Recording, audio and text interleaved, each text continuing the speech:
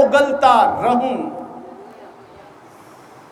खुदा का कलाम कड़वा है, ये हमारे पेट के अंदर कड़वाहट डाल देता है, और चूंकि जब ये कड़वाहट डाल देता है तो फिर हमारे पेट में ये टिकता नहीं है, बल्कि ये बाहर निकलने की कोशिश करता है। और खुदा का बंदा यिर्मयाह कहता है, उसका कलाम मेरी हड्डियों के अंदर आग की मानंद रहता है, और मैं कभी भी उस कलाम को रोक नहीं सकता, और मैं बेचैन रहता हूं जब तक मैं उस कलाम को बाहर ना निकालूं। क्या हमारे अंदर है? हमारे अंदर दुनिया की बातें हैं। खुदा का कलाम अगर हमारे अंदर हो तो वो हमारे अंदर टिक नहीं सकता, बल्कि वो इसलिए भेजा जाता है ताकि लोग नजात पाए, ताकि दुनिया बचे, क्योंकि हम इसीलिए भेजे गए ताकि बहुत से लोगों को खुदा की बादशाही में लेके जाएं। मगर होता क्या है, हमें दुनिया की बातें लजीज हैं। इमसाल की किताब में देखें यही लिखा हुआ है, दुनिया की बातें लजीज हैं, हम उनको ही खाते जाते हैं और फिर उगलते रहते हैं। फलां ने मुझे ये कहा, उन बातों को खा लिया, किसी जगह पर जाके उगल दिया। मेरे अजीजों, इस तरह कभी भी हम खुदा की बादशाही के रुकन नहीं बन सकते। इस तरह कभी भी जिस मकसद के लिए खुदा ने हमें भेजा है, हम वो मकसद पूरा नहीं कर सकते।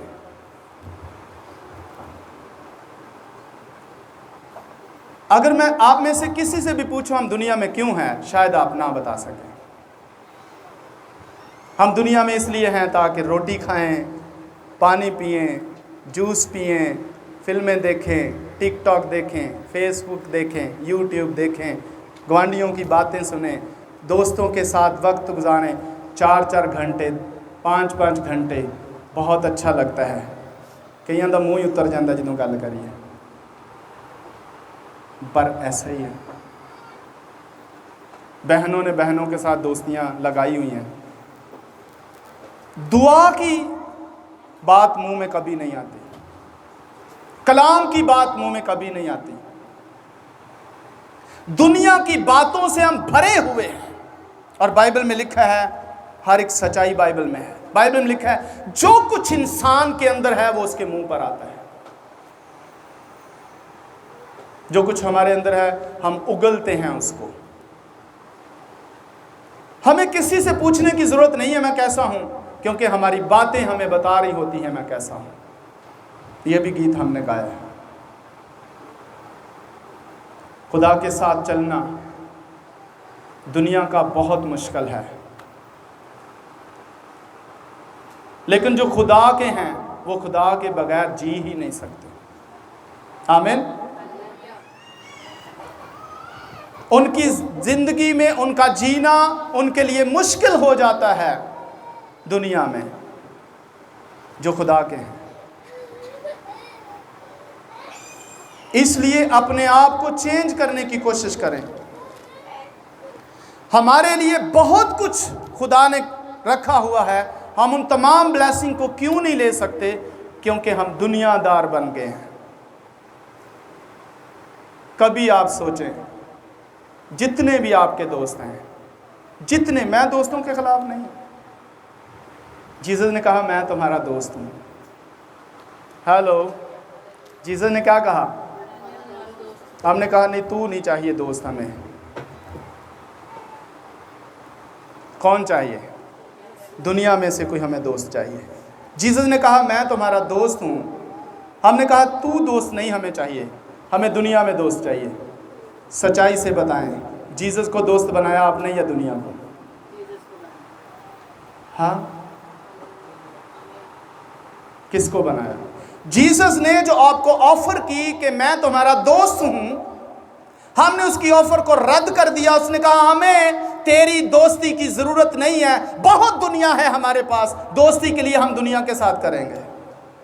हमने जीसस की इस ऑफर को रद्द कर दिया। कितने दना है। बादशाहों की बादशाह की ऑफर को हमने ठुकरा दिया। हमें नहीं तेरी दोस्ती चाहिए। हमारे पास बहुत से दोस्त हैं जिनके साथ हम वक्त गुजारेंगे, टाइम गुजारेंगे, उनके साथ चले फिरेंगे, उनके साथ हमारी खुशी है, उनके साथ रहना हमारी शादमानी है, उनके साथ वक्त गुजारना हमें शादमानी है। उनकी बातें लजीज हैं और तेरी बातें कड़वी हैं। हमें तुझ जैसा दोस्त नहीं चाहिए। हमने जीसस को रद्द कर दिया, किया या नहीं?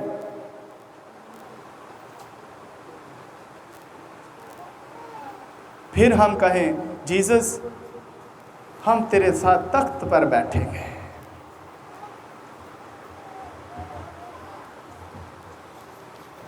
क्या ईमान है? ईमान कामों से समझ आता है। किससे? कामों से समझ आता है। बाइबल में लिखा है ईमान बगैर अमाल के मुर्दा है। लिखा है या नहीं? लिखा है। हमने इस पे सैर हासिल गुफ्तगू की थी, बहुत अच्छी गुफ्तगू की थी। हमने बिलीव और फेथ पे ज़बरदस्त बातें की थी। शायद हम समझ नहीं पाए। चर्च का टाइम क्या है? कौन सा? आप कितने बजे आते हैं? अगर आपका दोस्त फ़ोन करे कितने बजे जाते हैं?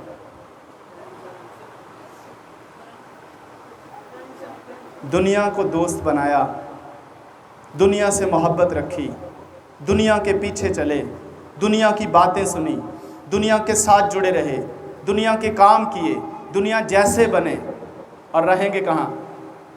हालेलुया, मैं बादशाही में जाऊंगा। हालेलुया, मेरे लिए तख्त पर जगह है। आपका ईमान ये बता रहा है आप नाअहल करार दे दिए गए, क्योंकि आपका ईमान बगैर अमाल के मुर्दा है।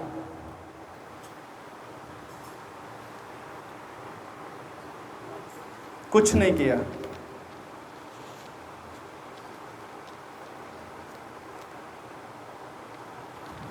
घमंड की बातें कौन करता है? घमंडी कौन है? शैतान। और हम घमंड से इस कदर भर जाते हैं तो फिर उस वक्त किसके साथ चल फिर रहे होते हैं?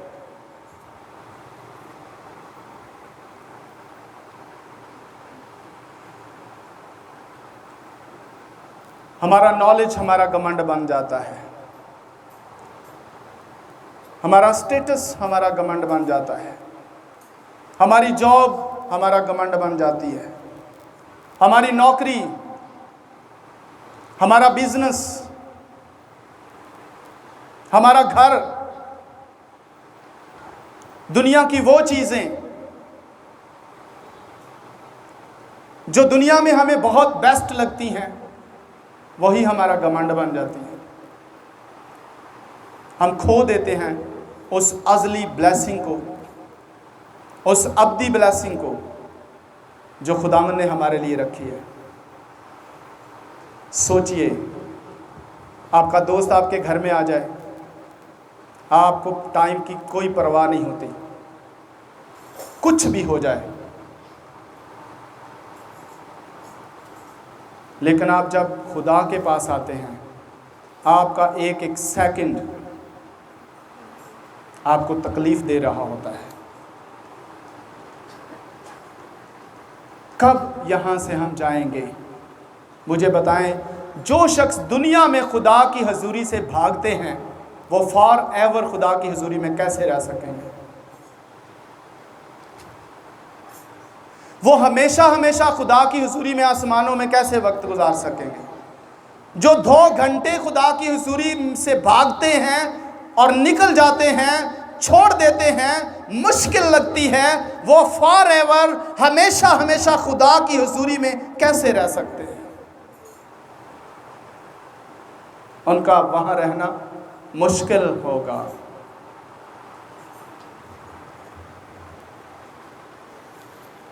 आइए मेरे साथ बाइबल के हिस्से को देखिए। मुकद्दस मत्ती की मार्फत लिखा हुआ अंजीली बयान। हालेलुया।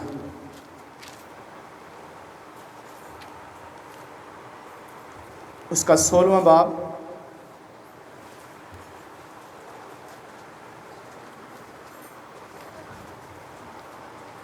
और वर्ष नंबर 13 से।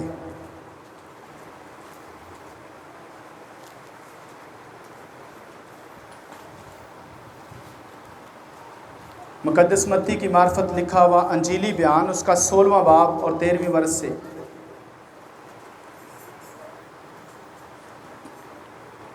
जब यीशु कैसरिया फिलिप्पी के इलाका में आया तो उसने अपने शागिर्दों से ये पूछा कि लोग इब्ने आदम को क्या कहते हैं?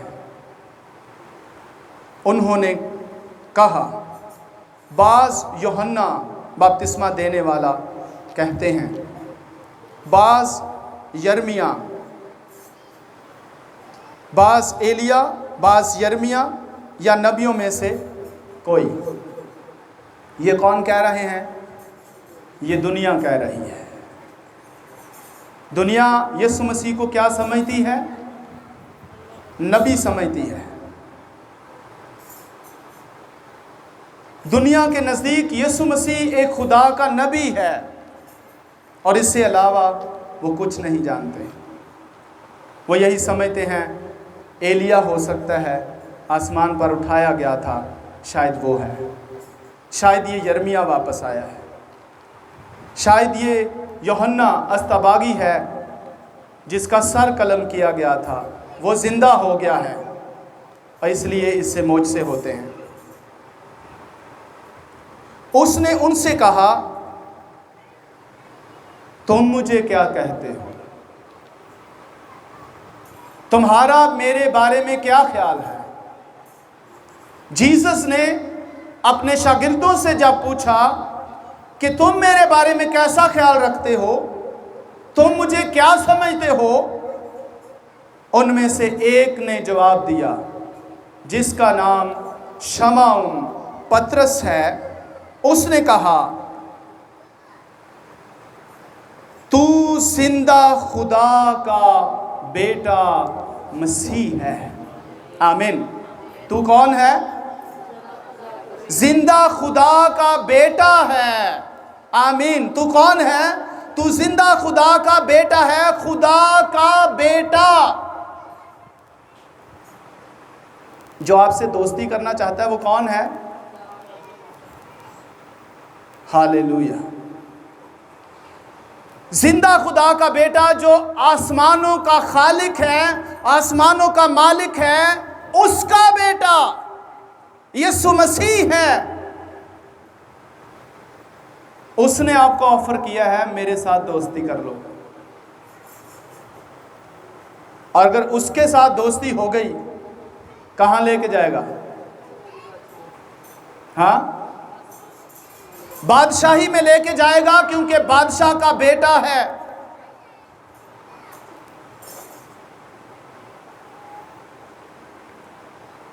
मैंने पहले भी इस पे तमसील दी, शायद आपको याद हो या ना हो।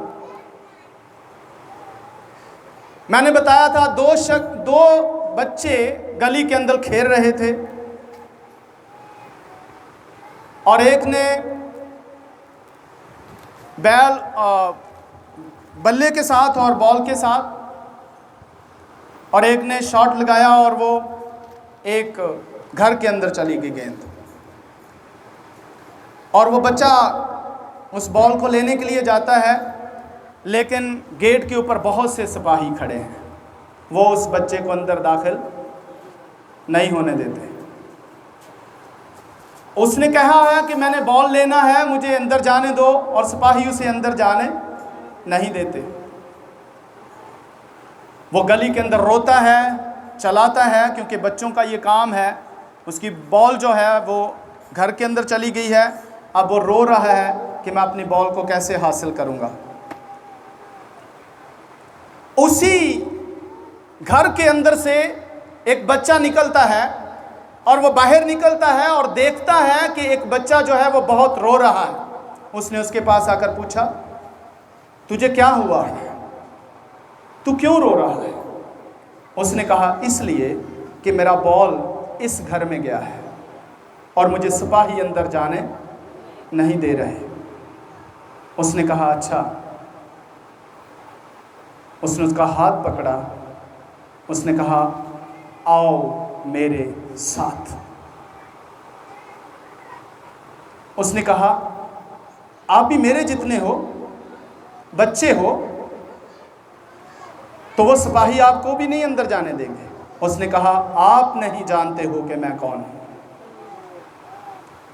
आपको पता है जिस घर के अंदर बॉल गया है वो मेरे बाप का घर है। और उसने उसका हाथ पकड़ा और उसे कहा, आओ मेरे साथ, मैं देखता हूं कौन मेरा रास्ता रोकता है। और उसने उसका हाथ पकड़ा और उसे अपने बाप के घर में ले गया। इसी तरह जीसस क्राइस्ट ने हमारा हाथ पकड़ा है, और जब उसने हमारा हाथ पकड़ा है तो यकीन रखें कोई दुनिया की ताकत हमें बादशाही में जाने से रोक नहीं सकती। पर हमने हाथ उसको पकड़ाना है। अगर हम हाथ उसको पकड़ाएंगे तो वो हमें ले जाएगा बादशाही में, लेकिन अगर हमने हाथ किसी और को पकड़ाया हुआ है वो हमें ले जाएगा जहन्नम में। दुनिया से हाथ छुड़ाने के लिए तैयार रहें और कहें, मैं दुनिया से हाथ छुड़ाऊंगा और खुदा के बेटे के हाथों में अपना हाथ दूंगा ताकि वो मुझे खुदा की बादशाही में ले जाए। हेलो, समझ नहीं आती हमें। कहे, मैं अपना हाथ जीसस के हाथ में देता हूं और ईमान रखता हूं कि मुझे वो बादशाही में ले जाने वाला है और कोई मुझे रोक नहीं सकता। और मैं अपना हाथ जीसस के हाथ से छुड़ाऊंगा नहीं, बल्कि मैं अपना हाथ जीसस के हाथों में दिए रखूंगा ताकि उसके साथ लिपटा रहूं। और उसने कहा है, मैं तुम्हें कभी ना छोड़ूंगा, अब मैं तुम्हारे साथ हूं, फिर तुम्हारे अंदर हूंगा। मेरे बाप के घर में बहुत से मकान हैं, अगर ना होते मैं तुमसे कहता है, मैं ले जाऊंगा तुम्हें। आमीन। अपना हाथ उसके हाथों में दे दीजिए। आमीन। और मत छुड़ाइए। पतरस ने कहा, तू जिंदा खुदा का बेटा मसीह है। और जब इसने ये कहा कि तू जिंदा खुदा का बेटा मसीह है, तो मसीह ने इसके लिए क्या बोला? हालेलुया। मसीह ने उसके लिए बोला, मुबारक है तू शमाउन बरयूना, क्योंकि ये बात गोश्त और खून से नहीं बल्कि मेरे बाप ने जो आसमान पर है तुझ पर जाहिर की है। कोई शख्स गोश्त और खून के साथ जब तक कहता रहेगा यीशु यीशु यीशु, उसे कोई फायदा नहीं होगा। लेकिन जब रूहुल कुद्स की तहरीक से बोलता है, एक दफा यीशु नाम बोलने से वो आसमानों पर पाया जाता है।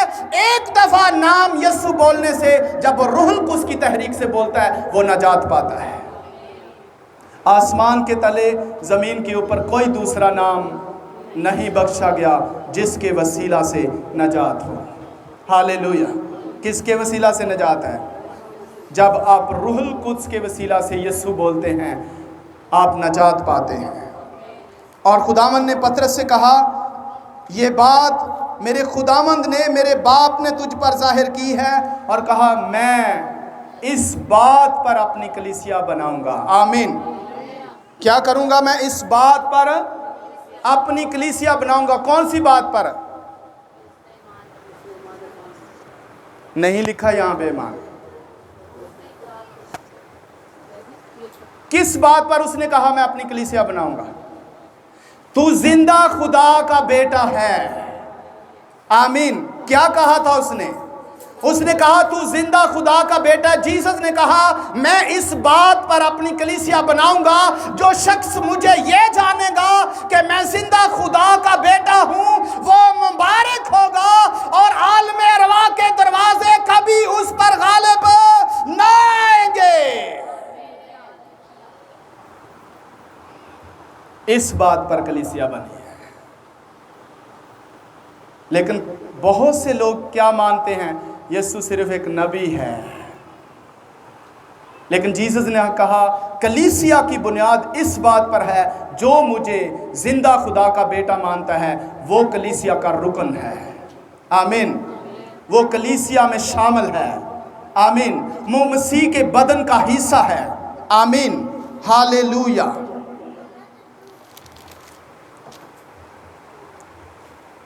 और जीसस ने कहा मैं इस बात पर कलीसिया बनाऊंगा और उस पर आलम अरवा के दरवाजे कभी बंद, कभी उस पर गालिब। आलम अरवा के दरवाजे क्या हैं? जीसस ने कहा उस पर आलम अरवा के दरवाजे गालिब। इधर देखो कुछ लिखे है, मेरे वाल देखो।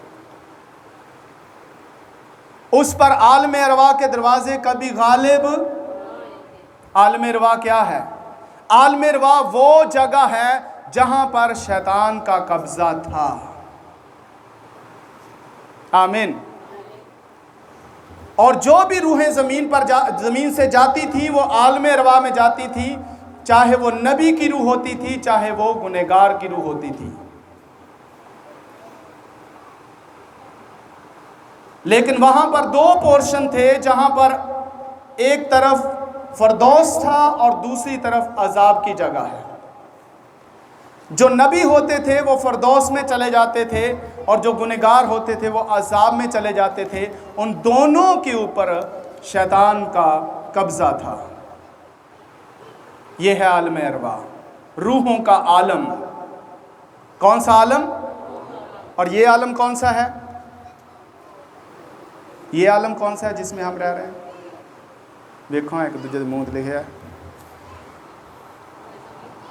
पहले भी मैं बता चुका हूं। ये बदनों का आलम है। यहां सब क्या बैठे हैं? बदन है। ये जिस्मों का आलम है, ये बदनों का आलम है। इसमें बदनों को हम देख सकते हैं, पर यहां जो रूहें हैं उनको हम देख नहीं सकते। पर वहां पर रूहों का आलम है। वहां सब रूहें इस तरह नजर आती हैं जिस तरह हम बदनों को देखते हैं। वो रूहों का आलम है। और रूहों के आलम पर इब्लीस का कब्जा था। आमीन। ये इसी तरह ही है, ऐसे ही है। रूहों के आलम पर इब्लीस का कब्जा था और जीसस रूहों के आलम में गए और वह आलम अरवा में उतरा और 3 दिन रात वहां क्या किया? मनादी की। वो रूहों के आलम में गए, आलम अरवा में गए और 3 दिन रात वहां मनादी की, इन्हीं रूहों के बीच में जो इब्लीस के कब्जा में थी।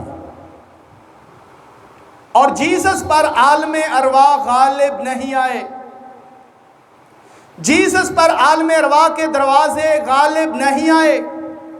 जीसस को आलम अरवा के दरवाजों ने बंद नहीं किया। जीसस को आलम अरवा के दरवाजों ने अपनी गिरफ्त में नहीं लिया। जीसस को बंद ना कर सके, जीसस पर गालिब ना आ सके। जीसस ने शैतान से चाबियां छीनी और लेकर आ गए और कहा मौत पर मुझे इख्तियार है, जिंदगी पर मुझे इख्तियार है। उससे चाबियां छीनी और आलम अरवा से बाहर आए। और फिर क्या कहा? पतरस से कहा तुझ पर आलम अरवा के दरवाजे कभी गालिब।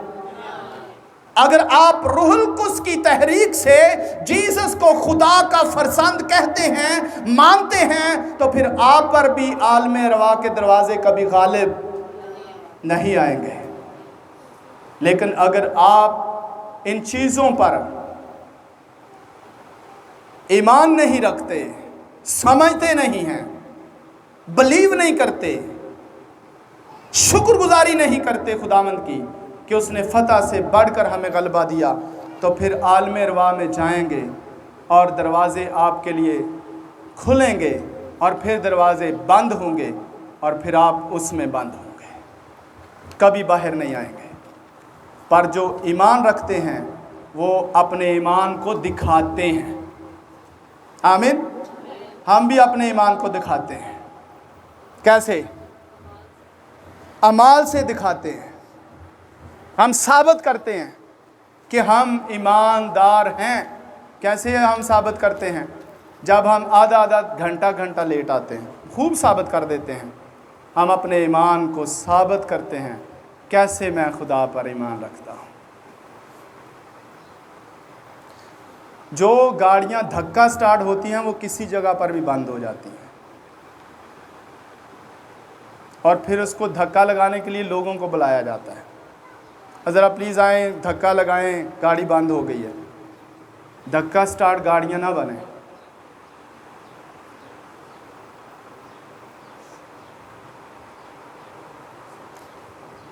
आपके अंदर जो खुदा ने बैटरी लगाई है वो कभी लो नहीं होनी चाहिए, और वो रूहुल कुद्स की तहरीक से, रूहुल कुद्स की पावर से हमेशा भरी हुई रहनी चाहिए। आमीन। और जीसस ने उसे कहा कि तुझ पर आलम अरवा के दरवाजे गालिब नहीं आएंगे। क्या मैं जीसस पर ईमान रखता हूँ कि वो खुदा का बेटा है? आमीन। क्या मैं ये ईमान रखता हूँ कि जीसस क्राइस्ट खुदा का बेटा है? तो फिर मुझे ये भी ईमान रखना चाहिए कि मुझ पर भी आलम अरवा के दरवाजे कभी गालिब नहीं आएंगे। आमीन। मनु भी गर्मी लगती है भाई, पर तेरे अंदर कोई सक्कत नज़र नहीं आ रही, बोलते नहीं हो। इन्ना बाबरकत कलाम है, और मैं स्लो इस वास्ते दे रहा ताकि तेन समझ आए। और नेक्स्ट क्या लिखा है? और मैं इस पर अपनी कलीसिया बनाऊंगा और उस पर आलम रवा के दरवाजे कभी गालिब ना आएंगे। और आगे लिखा है, मैं आसमान की बादशाही की कुंजियां किसको मिली हैं? किसको मिली हैं? किसको मिली हैं? आसमान की बादशाही की कुंजियां उसको मिली हैं जो इस बात पर ईमान रखता है कि यीशु मसीह खुदा का बेटा है। आमीन। किसको मिली हैं कुंजियां? पतरस ने कहा, मैं ईमान रखता हूं कि तू जिंदा खुदा का बेटा मसीह है। पहले नंबर पर खुदावन ने कहा, तू मुबारक है, तू ब्लेस्ड है, और तुझ पर आलम रवा के दरवाजे कभी गालिब ना आएंगे। फिर खुदावन ने कहा, मैं तुझे आसमान की बादशाही की कुंजियां दूंगा, और जिसके पास कुंजियां हूं वो जब चाहे आसमान को खोले और जब चाहे आसमान को बंद करे। You have authority। आप आसमान को खोलें और आसमान को बंद करें।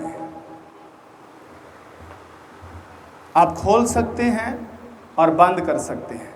आपको पता है एलिया ने आसमान बंद किया और आसमान को खोला। हाँ, आप भी बंद कर सकते हैं और खोल सकते हैं, लेकिन बंद करने और खोलने के लिए आपको क्या करना होगा? ईमान रखना होगा। आपके पास वो अथॉरिटी है, आपके पास वो पावर है। जब जी चाहे आप आसमान को खोलें, जब जी चाहे आप आसमान को बंद करें।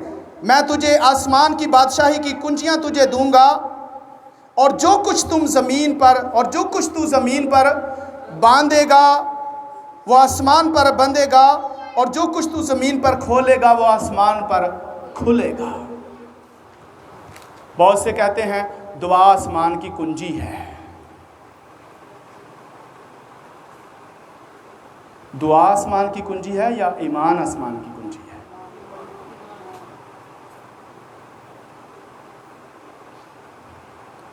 अगर बाइबल में कहीं लिखा हुआ मिल जाए आपको कि दुआ आसमान की कुंजी है, मुझे भी बताना।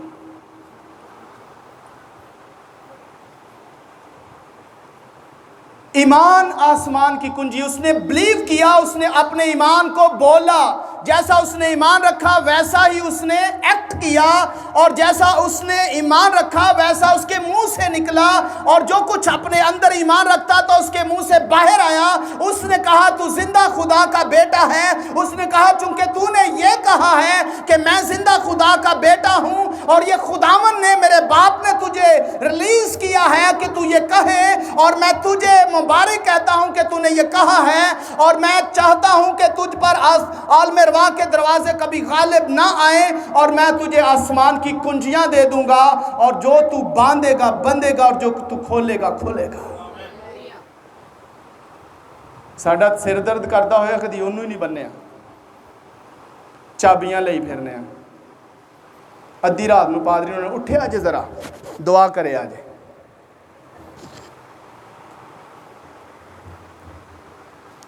है चाबियां, इख्तियार है। एक और हवाला देखें, मरकज़ की अंजील में से, हमने इसको पहले भी रीड किया था, ये बहुत ही पावरफुल है। लास्ट चैप्टर मरकज़ की अंजील 16वां बाब और उसका 15वीं आयत से, यहाँ पर भी आपका इख्तियार शो किया गया है। मरकज़ की अंजील उसका 16वां बाब 15वीं आयत में लिखा है। जी पढ़िए कोई।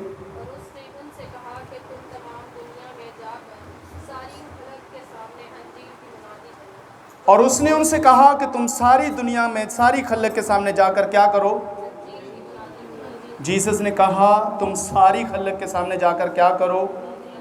किन को कहा? उसने उनसे कहा, उसने उनसे कहा तुम जाओ। उसने कहा तुम जाओ। उसने जब कहा तुम जाओ सारी खल्क के सामने, तो उसने कहा तुम जाओ, और फिर मैंने कहना है मैं जाऊं। उसने मुझे कहा तू जा। आमीन। तुम जाओ ये सीगा जामा में है, और इसको ज़रा इंडिविजुअली देखें। जीसस ने कहा तू जा, और सारी खल्क के सामने जाकर क्या कर। कितन गए हो? कब गए आप? किस दिन आपने जाकर मनादी की?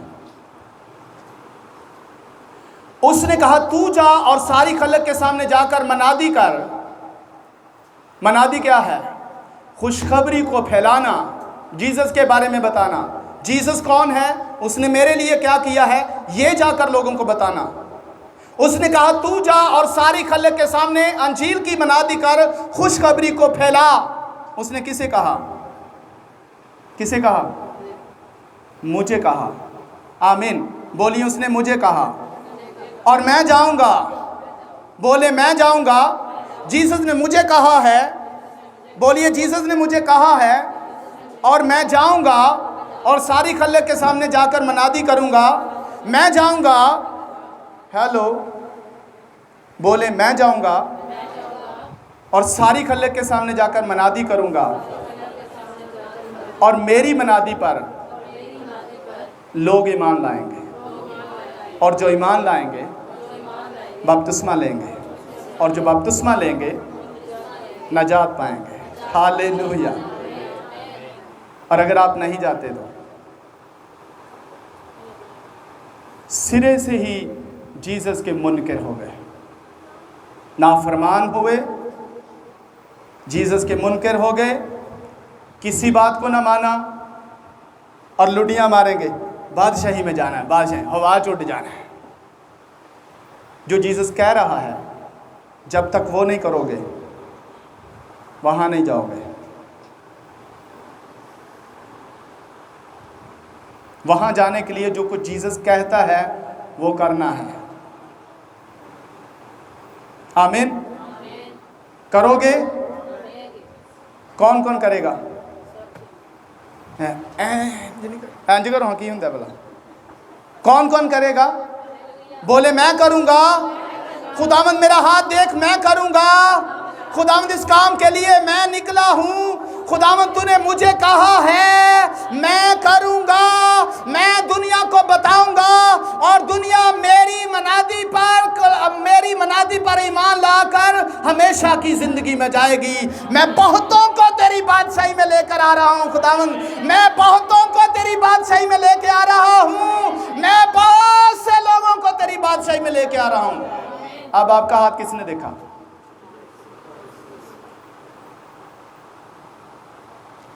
यहां कौन है? आपका हाथ किसने देखा? मनादी करोगे? आमीन, हालेलुया, प्रेज द लॉर्ड। आगे देखिए, आगे क्या लिखा है? तुम जाकर क्या करो? मनादी करो। यानी कि तुम क्या करोगे? तुम खुशखबरी को फैलाओगे, तुम प्रीच करोगे, तुम जो कुछ कहोगे, हालेलुया, तुम जो कुछ कहोगे अगर वो दुनिया सुनेगी तो क्या पाएगी? और जो कुछ तुम कहोगे अगर वो दुनिया नहीं मानेगी तो कहां जाएगी? दोबारा पढ़ें आगे क्या लिखा है। यू हैव अथॉरिटी, इतनी बड़ी पावर है आपके पास। आमीन, कितनी बड़ी ताकत है आपके पास। जो दुनिया के लोग आपकी बातों को रद्द कर दें वो मुजरम ठहरेंगे। That's your authority. वाओ, खुदा कहता है जो तुम्हारी बात नहीं मानेगा वो सजावार ठहरेगा, वो मुजरम ठहरेगा। तुम्हारी बातों को हालेलुया, तुम्हारी बातों को जब तुम बोलोगे, जब तुम कहोगे, जब प्रीच करोगे, जब खुशखबरी फैलाओगे और जो कोई तुम्हारी बातों को सुनेगा, ईमान लाएगा, बादशाही उसको मिलेगी, नजात पाएगा। पर जो तुम्हारी बातों को रद्द कर देगा मैं उसको मुजरम ठहराऊंगा, क्योंकि उसने तुम्हारी बातों को सुना नहीं है, माना नहीं है। जो खुदा की अथॉरिटी थी वो उसने आपको दे दी है। आमीन, हालेलुया। जीसस ने कहा देखो मैं ज़मीन और आसमान का इख्तियार रखता हूँ और वो ज़मीन और आसमान का इख्तियार मैं तुम्हें देता हूँ। जो अथॉरिटी बाप की है वही अथॉरिटी उसने आपको, बेटे को दे दी है। आमीन, आपके पास ये अथॉरिटी है कि आप क्या करें? खुशखबरी को फैलाएं। और जब जाकर आप दुनिया के सामने खुशखबरी को फैलाएं, उन लोगों में से जो आपकी बातों को सुनेंगे मैं उनको ज़िंदगी दे दूंगा, और जो आपकी बातों को रद्द कर देंगे मैं उनको मुजरम बना दूंगा। इतनी ताकत किसी बादशाह के पास नहीं है। आमीन, हालेलुया। आगे देखिए, आगे पढ़िए। जो ईमान लाए और बपतिस्मा ले वो निजात पाएगा, और जो ईमान ना लाए वो मुजरिम ठहराया जाएगा। जी आगे पढ़िए। ईमान लाने वालों के दरमियान ये मौजज़े होंगे। ईमान लाने वालों के दरमियान मौजज़े होंगे। किन के मौजज़े? कौन करेगा? जो आपकी मनादी पर ईमान लाएंगे। मौजज़े कौन करेगा? पास्टर अनवर फजल। कौन करेगा? लिखा है जो आप प्रीच करोगे, आप खुशखबरी को फैलाओगे, जो खुशखबरी को सुनेंगे और ईमान लाएंगे वो मौजज़े करेंगे। कौन करेंगे? ईमान लाने वाले। मौजज़े कौन करेंगे? मौजज़े कौन करेंगे? तुसी ईमान ले आए?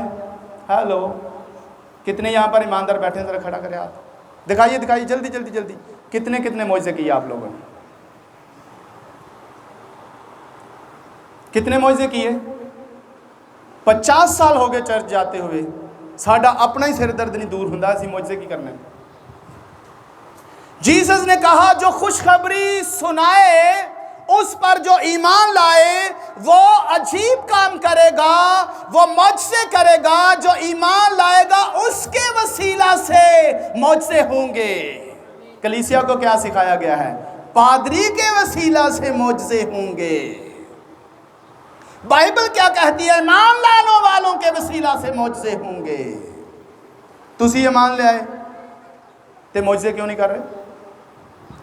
मैंने बहुत से लोगों से ये सुना है, साडे पादरी ने सानू अजे ना इजाजत नहीं दी। की नहीं होया? मैनू अजे इजाजत नहीं मैं किसी के सिर ते हाथ रखा, क्योंकि अजे मैं आप ही हाथ रखवांदा फिरना। किन्ने इजाजत देनी है? मुझे अभी पादरी ने यह इजाजत नहीं दी कि मैं किसी के सर के ऊपर हाथ रखूं।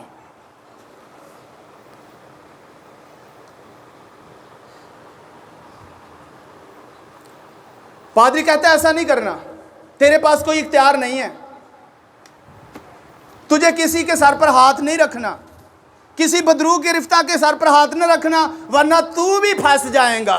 तेरे को इख्तियार नहीं है, तेरे को अथॉरिटी नहीं है, तू ऐसा नहीं कर सकता। पर उसे कहे मुझे इसने अथॉरिटी दी है। उसने कहा जो ईमान लाएगा, और मैं ईमान लाया हूं, उसने कहा तू मुझसे करेगा, इसलिए मैं मुझसे करूंगा।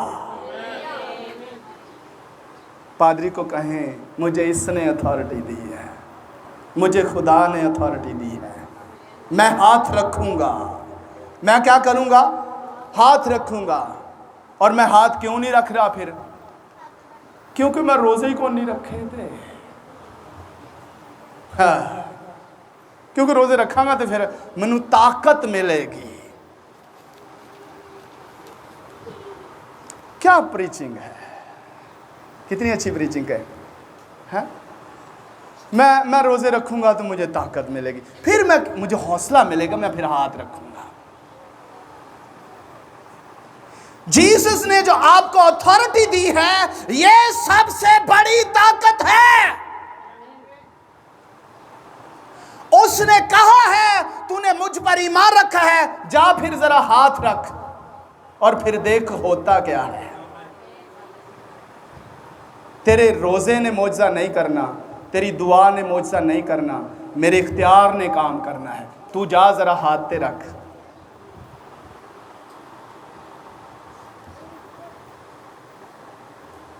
आप हैरान होंगे क्या क्या प्रीचिंग है, क्योंकि मैं ईमान रखता हूं कि जीसस ने मुझे इख्तियार दे दिया है।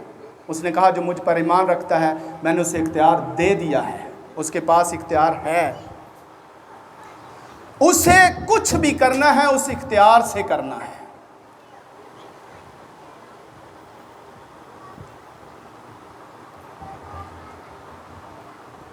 और मौजज़ा होगा। पीछे आपका ईमान उसी कदर होना चाहिए। जीसस ने मुझे कहा है तो हाथ रख, काम मैंने करना है, रोज़े ने नहीं करना। काम किसने करना है? जो अंदर है। मैं क्या कह रहा हूँ, लिखता हूँ ज़रा ठहर जा, मैं रोज़ा रख के आऊँ दे। वो कह रहा है बेटा काम मैंने करना, तू हाथ रख बस। क्या कर, तू ज़रा हाथ रख, या पहाड़ों ते चढ़ जा 40 दिन वास्ते, आएगा ना फिर काम करा। उन्नी देर में भाई बंदा मार जाए पिछू। सही है ना? हेलो, सही प्रीचिंग है ना? तू पहाड़ों ते चढ़दा 40 दिन वास्ते, फिर आएगा यह जो बंदा बीमार है तेरे उन तक मर जाएगा। जाओ और फल लेके आओ।